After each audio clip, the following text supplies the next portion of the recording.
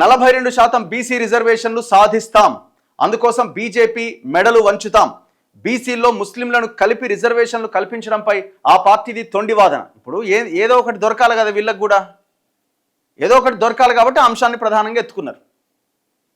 మరి మీరు చెప్పండి, ఆ కేటగిరీని పక్కన పెట్టండి, మేము ఇమీడియట్గా అమలు చేస్తామని చెప్పండి, 9th షెడ్యూల్లో మేమే పెట్టేస్తామని చెప్పండి. మరి ఆ పని చేయండి మరి మీరు చేతనైతే. ఈడబ్ల్యూఎస్ రిజర్వేషన్ ఎవరు అడిగిరండి మిమ్మల్ని? వారం రోజుల్లోపు కథం పట్టించారు కదా దేశం అంతా. గుజరాత్, ఉత్తరప్రదేశ్, మహారాష్ట్రలోనూ ముస్లింలకు రిజర్వేషన్లు ఉన్నాయి. ఆ విషయం అమిత్ షా కూడా చెప్పారు. అది తప్పైతే పార్టీ నుంచి ఆయన్ను బహిష్కరించండి, ఉపరాష్ట్రపతిగా దత్తాత్రేయకు అవకాశం ఇవ్వాలి. ఢిల్లీలో ముఖ్యమంత్రి రేవంత్ రెడ్డి మాట్లాడింది కరెక్టే, కానీ రేవంత్ రెడ్డి 3 నెలల కాలంలో ఆయన అసెంబ్లీలో ముఖ్యమంత్రిగా పెట్టిన బిల్లుల విషయంలో గవర్నర్ నుంచి రాష్ట్రపతికి వెళ్ళిన తర్వాత మీరు ఈ 3 నెలల కాలంలో మీరు చేసిన పోరాటం ఎందుకు దయచేసి చెప్పండి. ఆల్ పార్టీ మీటింగ్ పెట్టారా? ఓ డెలిగేషన్ తీసుకెళ్లారా? ఇక్కడేమైనా సమావేశాలు పెట్టారా? Nothing, not even single meeting కూడా పెట్టలే. కేంద్ర ప్రభుత్వంలో ఉన్న బీజేపీ మెడలు వంచైనా తెలంగాణలో బీసీలకు విద్యా, ఉద్యోగాలు, స్థానిక సంస్థల ఎన్నికల్లో 42% రిజర్వేషన్లు సాధించి తీరుతామని ముఖ్యమంత్రి రేవంత్ రెడ్డి ధీమా వ్యక్తం చేశారు. బీసీల్లో ముస్లింలను కలిపి రిజర్వేషన్లు అమలు చేయడాన్ని అంగీకరించబోమన్న బీజేపీది తొండి వాదనాన్ని కొట్టిపారేశారు. బుధవారం ఇక్కడ తన అధికారిక నివాసంలో ఆయన విలేకరులతో మాట్లాడారు. బీసీ రిజర్వేషన్లపై శాసనసభలో చర్చ జరిగినప్పుడు బీజేపీ ఎమ్మెల్యేలు మద్దతు పలికారు. కానీ ఆ పార్టీ రాష్ట్ర నూతన అధ్యక్షుడు మాత్రం అందులోంచి ముస్లింలను తొలగించాలని వితండవాదం చేస్తున్నారు. ముస్లిం రిజర్వేషన్లపై కిషన్ రెడ్డి, బండి సంజయ్, రామచంద్రరావులు అవగాహన లేకుండా మాట్లాడుతున్నారు. ఆ పార్టీ అధికారంలో ఉన్న గుజరాత్, యూపీ, మహారాష్ట్రల్లో 40-50 ఏళ్ల నుంచి ముస్లిం రిజర్వేషన్లు. మరి దీనికి ఆన్సర్ చెప్పండి. నిజంగానే గుజరాత్లో రిజర్వేషన్స్ లేవా? ఇక్కడ మాత్రమే వీళ్ళు మాత్రమే పెట్టిరా? గుజరాత్లో కూడా అమలు అవుతున్నాయి. హోంమంత్రి అమిత్ షా కూడా ఒక ఇంటర్వ్యూలో చెప్పారు, అది తప్పైతే ఆయన్ను బీజేపీ నుంచి బహిష్కరించండి లేదా సస్పెండ్ చేయండి. మోదీ పుట్టిన ప్రాతినిధ్యం వహిస్తున్న గుజరాత్, ఉత్తరప్రదేశ్, ఆర్ఎస్ఎస్ పుట్టిన మహారాష్ట్రలో ముస్లిం రిజర్వేషన్లు రద్దు చేసిన తర్వాతే తెలంగాణలో ఆ డిమాండ్ చేయాలి. ఆ పార్టీకి ధైర్యం ఉంటే ఆ 3 రాష్ట్రాల్లో ముస్లిం రిజర్వేషన్లు రద్దు చేసి చూపాలి అని రేవంత్ రెడ్డి సవాల్ విసిరారు. సెప్టెంబర్ 30 లోపు అన్ని ఎన్నికలు పూర్తి చేస్తాం. ఇది మాట్లాడే ముందు ఒక చిన్న ఫోన్ కాల్ తీసుకుందాం.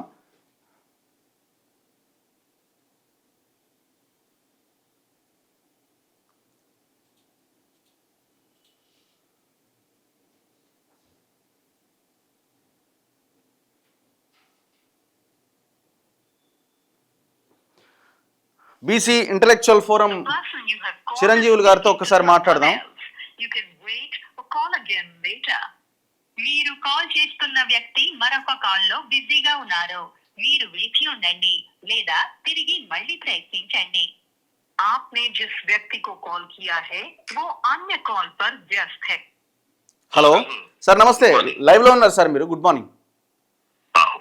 ఇప్పుడు బీసీలు ముస్లింలని కలిపి రిజర్వేషన్ అమలు చేయడం అన్నది కరెక్ట్ కాదు అన్నది బీజేపీ వాదన.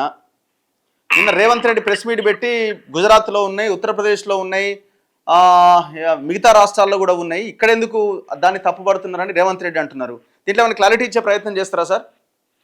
ఇప్పుడు ముస్లింస్ బీసీలలో ఉన్నంతకాలం దానికి అబ్జెక్షన్ లేదు. ముస్లిం యాజ్ ఎ హోల్ రిలీజియన్ గా సెపరేట్ గా ఇస్తామనే దాన్ని మాత్రం అబ్జెక్షన్ చేస్తాం. ఎందుకంటే భారతదేశంలో రిజర్వేషన్లు కులపరంగా, మతపరంగా లేవు. అవును. సో ఇక్కడ జరిగింది ఏంటంటే తెలంగాణలో మనకు 1971 లో ఇచ్చిన 1793 జీవో ఉంది. ఆ జీవోలో కూడా మనకు ముస్లిం కులాలు, బీసీ కులాలు వచ్చినాయి. బీసీఏలో మేకర్ కులం ఉంది, బీసీబీలో దూదేకుల, పింజారి, నూర్ భాష ఇట్లాంటి క్యాస్ట్లు వచ్చినాయి. సో ఆ తర్వాత రాజశేఖర్ రెడ్డి గారు వచ్చిన తర్వాత 2007లో 14 కులాలను, ముస్లిం కులాలను బీసీలో తీసుకొచ్చాడు. ఈ కేటగిరీ కదా, ఈ కేటగిరీ సెపరేట్ ముస్లింస్ తీసుకొచ్చిండు ఆయన. సో దాని మీద ఏమైందంటే హైకోర్టుకు పోతే హైకోర్టు 2010లో కొట్టేసింది మతపరంగా ఎక్కిస్తారని. తర్వాత రాష్ట్ర ప్రభుత్వం సుప్రీంకోర్టుకి వెళ్ళింది. సుప్రీంకోర్టు ఏమన్నది, హైకోర్టు ఆర్డర్ ను డిస్మిస్ చేయలే, స్టే చేయాలి, ఏమి చెప్పలేదు. అది ఏమన్నదంటే ఫైనల్ గా వర్డిక్ట్ ఇచ్చేంత వరకు లెట్ ఇట్ బి కంటిన్యూడ్ అంది 2010లో. 4% reservation let it be continued అంటే 4% సుప్రీంకోర్టు జడ్జిమెంట్ మీద కంటిన్యూ అవుతుంది. సో ఇప్పుడు అది సుప్రీంకోర్టులో ఫైనాలిటీకి వచ్చేస్తే మతపరమైన రిజర్వేషన్లు ఉంటాయా లేవా అనేది separate issue. as long as they are in the BCs, backward class లో ఇప్పుడు మీకు మండల్ కమిషన్ రికమెండేషన్ ఉంది. మండల్ కమిషన్ రిపోర్ట్ ఇప్పుడు 1980లో ఇచ్చాడు బీపీ మండల. అందులో 52% జనాభా బీసీలది అన్నాడు. 52% జనాభా బీసీలలో 8.4% ముస్లింలది. సో కాబట్టి ముస్లింలు బీసీలలో వచ్చారు కదా, 80 నిపుణులు కాదు కదా 1980, 45 ఏళ్ల కింద. ఒకటి. రెండోది గుజరాత్ లో గాని, వీళ్ళు మధ్యప్రదేశ్ లో గాని, యూపీలో గాని ముస్లిం కులాలు బీసీ కులాలలో ఉన్నాయా? ఈ రోజు గుజరాత్ లో ఉన్నాయా? ఉన్నాయి. గుజరాత్ లోనే మోడీ గారు ముఖ్యమంత్రిగా ఉన్నప్పుడు 2011లో 2 కులాలు, అరబ్ కులం అని ఒకటి, ఇంకొకటి ఎస్ పేరు మీద వస్తుంది, ఈ 2 కులాలని కూడా సెంట్రల్ ఓబీసీ లిస్ట్ లో చేర్చిండు రాష్ట్రం నుంచి సెంట్రల్ ఓబీసీ. అంటే మీరు మీ ముఖ్యమంత్రి ఉన్నప్పుడు మీరు చేర్చుకుంటారు, మీ రాష్ట్రాల్లో అమలైతే.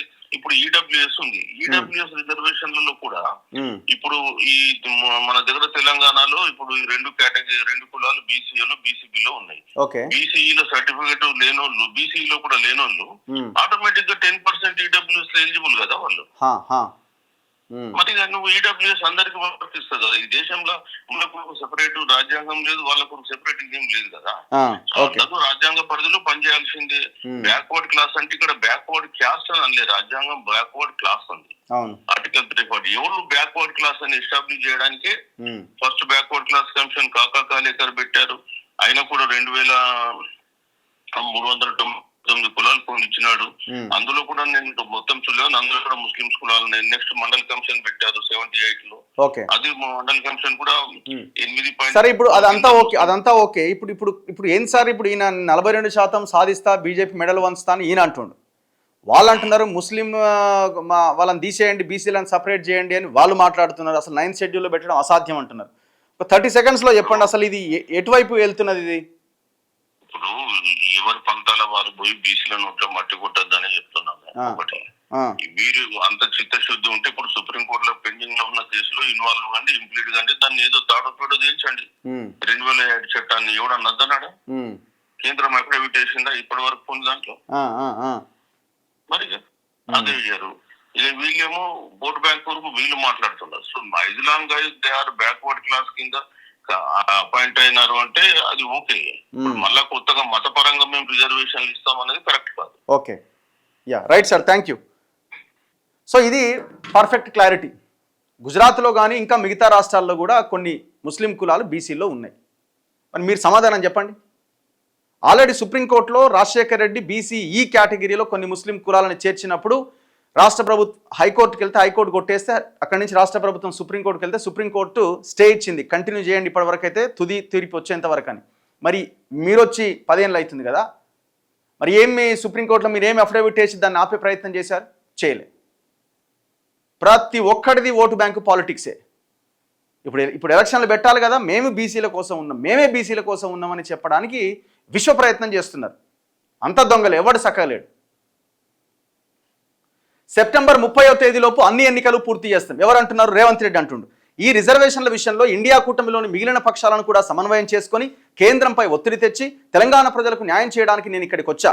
హైకోర్టు ఆదేశాల మేరకు 30 రోజుల్లో స్థానిక సంస్థల రిజర్వేషన్లు నిర్ణయించి సెప్టెంబర్ 30 లోపుగా అన్ని ఎన్నికలు పూర్తి చేయాలని రాష్ట్ర ప్రభుత్వం కృతనిశ్చయంతో ఉన్నది. దాన్ని సాధించాలంటే రాష్ట్ర ప్రభుత్వం చేసిన బిల్లులను కేంద్ర ప్రభుత్వం ఆమోదించాలి. అందుకోసం దానిపైన ఒత్తిడి తేవడానికి పార్లమెంట్ సమావేశాలు జరుగుతున్న ప్రస్తుత తరుణంలో కాంగ్రెస్తో పాటు ఇండియా కూటమి ఎంపీలను కలిసి రిజర్వేషన్లు సాధించి బలహీన వర్గాలకు న్యాయం చేయాలి అన్న లక్ష్యంతో ఢిల్లీకి వచ్చా. అసెంబ్లీలో బిల్లులు చేసి కేంద్రానికి పంపిన విషయం గురించి గురువారం పార్టీ జాతీయ అధ్యక్షుడు మల్లికార్జున ఖర్గే లోక్సభలో ప్రతిపక్ష నేత రాహుల్ గాంధీని కలిసి వివరిస్తా. కాంగ్రెస్ ఎంపీలందరికీ కూడా ప్రజెంటేషన్ ఇస్తా. ఇప్పుడు మీరే చెప్తున్నారు కదా, రాష్ట్ర ప్రభుత్వం చేసిన బిల్లులను కేంద్ర ప్రభుత్వం ఆమోదించాలి. మరి ఇప్పుడు మీరు ఏదైతే ఆర్డినెన్స్ తీసుకొచ్చారో ఆర్డినెన్స్ మీద గవర్నర్ సంతకం చేస్తే పంచాయతీరాజ్ చట్టం 2018 సవరించబడి 285A అనే దాన్ని తొలగించి దాని తర్వాత ఒక ప్రత్యేకమైన జీవో ఇచ్చి 42% బీసీలకు రిజర్వేషన్లు కల్పిస్తామన్నది ఉత్తదేనా? అంటే మీరు ఆల్రెడీ డిసైడ్ అయ్యారు కదా, ఇది ఎవరైనా కోర్టుకు పోతుంది ఆగిపోద్దని మీరు కూడా డిసైడ్ అయ్యారు కాబట్టే కేంద్రం తప్ప ఇంకొక ఆప్షన్ లేదని చెప్తున్నారు కదా. ఇది మేము ముందు నుంచి చెప్తున్నాం. చిరంజీవులు లాంటి వాళ్ళు ఇంకా చాలామంది రిటైర్డ్ జడ్జిలు ముందు నుంచి చెప్తూనే ఉన్నారు, ఈశ్వరయ్య గారు వీళ్ళంతా ముందు నుంచి చెప్తూనే ఉన్నారు ఇది అయ్యేది కాదు పోయేది కాదు, మీరు 9th షెడ్యూల్లో పెట్టడం ఒకటే మార్గం అని. అందుకే 3 నెలలుగా మీరు ఏమైనా పోరాటం చేయండి అంటే ఒక్కనాడు ఢిల్లీకి పోయింది లేదు. మీరు వివరాలు అసెంబ్లీలో పెడతాం. మేము నిర్వహించిన కులగణనకు సంబంధించిన అన్ని వివరాలు అసెంబ్లీలో వెల్లడించాం. ఆ తర్వాత ఏర్పాటు చేసిన స్వతంత్ర కమిషన్ 3 రోజుల క్రితం నివేదిక ఇచ్చింది. దానిపై మంత్రివర్గంలో చర్చించి అసెంబ్లీలో పెట్టి ప్రజలకు పూర్తి వివరాలు వెల్లడిస్తాం. వాటిని బహిర్గతం చేసే ముందు న్యాయపరంగా ఎదురయ్యే సమస్యల గురించి చర్చించుకొని ఇవ్వాల్సి ఉంటుంది. వ్యక్తిగత వివరాలు బహిర్గతం చేయడానికి చట్టం అనుమతించదు. రాష్ట్రంలో 56.4% బీసీలు, 17.45% ఎస్సీలు, 10.8% ఎస్టీలు, 10.9% ఉన్నత వర్గాలు, ఏ కులము లేదని ప్రకటించుకున్న వాళ్ళు దాదాపు 3.9% ఉన్నారు. అనడం పారిపోవడం బీజేపీకి అలవాటట. మేం మత ప్రాతిపదికన రిజర్వేషన్లు ఇవ్వడం లేదు. బీసీఈ కింద ముస్లింలకు రిజర్వేషన్లు ఇస్తున్నది వెనకబాటుతనం ఆధారంగా తప్పితే మతం ఆధారంగా కాదన్నది బీజేపీ నాయకులు గుర్తుంచుకోవాలి. మధ్యప్రదేశ్లో 38, గుజరాత్లో 28, ఉత్తరప్రదేశ్లో 5 ముస్లిం కులాలకు రిజర్వేషన్లు కల్పిస్తున్నారు. ఈ వాస్తవాన్ని విస్మరించి బీజేపీ వాళ్ళు తొండివాదన చేస్తున్నారు. మేము రాష్ట్రంలో తెలంగాణ మోడల్ రిజర్వేషన్లు అమలు చేయాలనుకుంటున్నాం తప్పితే భాజపా నాయకులు చెప్పినట్లుగా గ్రామం యూనిట్గా రిజర్వేషన్లు అమలవుతున్న మధ్యప్రదేశ్ మోడల్ను కాదు అని నిన్న మాట్లాడుతున్నారు. నిన్న ఎవరు ముఖ్యమంత్రి ఈ ప్రెస్ మీట్ పెట్టిండు. దత్తాత్రేయకు ఉపరాష్ట్రపతి పదవి ఇచ్చి బీజేపీ తన తప్పుల్ని సరిదిద్దుకోవాలి అని ఆయన నిన్న డిమాండ్ చేస్తున్నారు ముఖ్యమంత్రి. ఎంపీ సీఎం రమేష్ కంపెనీకి రోడ్ల కాంట్రాక్ట్ ఇచ్చిన మాట వాస్తవమే. ఇచ్చుకోరి, తెలుగుదేశం ఆయన చంద్రబాబు మీ బాసు ఇచ్చేరి. రాష్ట్రంలో గత ప్రభుత్వ హయాంలో సొంత ఇండ్లలోని వారి ఫోన్లు కూడా ట్యాప్ అయినట్లు ఆరోపణలు వచ్చాయి. ఆ పరిస్థితి వచ్చిందంటే వారి మధ్య బంధాలు ఎలా ఉన్నాయో అర్థం చేసుకోవచ్చు. లోకేష్ను కేటీఆర్ కలవడాన్ని నేను తప్పుపట్టలే. నేను పగటిపూట చంద్రబాబును కలిస్తే విమర్శించిన కేటీఆర్ చీకట్లో లోకేష్ను కలవడాన్ని ఏమంటారని మాత్రమే ప్రశ్నించా. బీజేపీ ఎంపీ సీఎం రమేష్ నేతృత్వంలోని రిత్విక్ కంపెనీకి ఫ్యూచర్ సిటీలో రోడ్ల కాంట్రాక్టు వచ్చిన మాట వాస్తవమే. మేము టెండర్లు బహిరంగంగా పిలిచాం, వాళ్ళు కూడా బహిరంగంగానే టెండర్లు వేశారు. ఇందులో దాయడానికి ఏమీ లేదు అని రేవంత్ రెడ్డి వివరించారు. ఒక్క తెలంగాణోడే లేడా? ఇక ఆ 1600 కోట్ల టెండర్ వేయడానికి తెలంగాణోడు ఎవడు లేనేలేడా? లోకేష్ని నువ్వు కలుస్తావు, లోకేష్ని కేటీఆర్ కలుస్తాడు. గతంలో వాళ్ళకే కాంట్రాక్టులు కేటీఆర్ ఇచ్చిండు, కేసీఆర్ ఇచ్చిండు, ఇప్పుడు మీరు కూడా వాళ్ళకే ఇస్తున్నారు. రేపు రాష్ట్ర క్యాబినెట్ మీటింగ్ ఉందట. సో ఇట్లా ఈ బీసీ రిజర్వేషన్ల మీద ఎవరి వాదన వాళ్ళదే.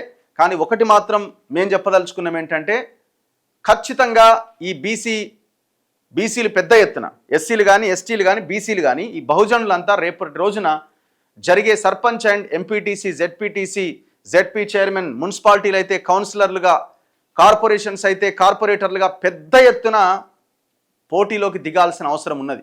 ఇది కూడా ఒక జాబ్ నోటిఫికేషన్ కింద పరిగణించండి. గ్రూప్ 2 ఎగ్జామ్ వచ్చినప్పుడు, కానిస్టేబుల్ వచ్చినప్పుడు, ఎస్ఐలు వచ్చిన పోస్టులు పడ్డప్పుడు ఎట్లాగైతే మీరు వందల వేల లక్షల మంది అప్లై చేస్తారో అట్లీస్ట్ ఇక్కడ ఒక గ్రామంలో ఒక 10 మంది పోటీ చేసే ప్రయత్నం చేయండి. చేయాల్సిన అవసరం ఉంది. అప్పుడు ఏమవుతుంది, మనకి ప్రశ్నించే తత్వం కూడా పెరుగుతుంది. మనం ఓడతామా గెలుస్తామా అన్న తర్వాత ప్రశ్నించే తత్వం అలవాటు అవుతుంది. రాష్ట్రం బాగుపడడానికి ఒక అడుగు ముందుకేసిన వాళ్ళం అవుతాం.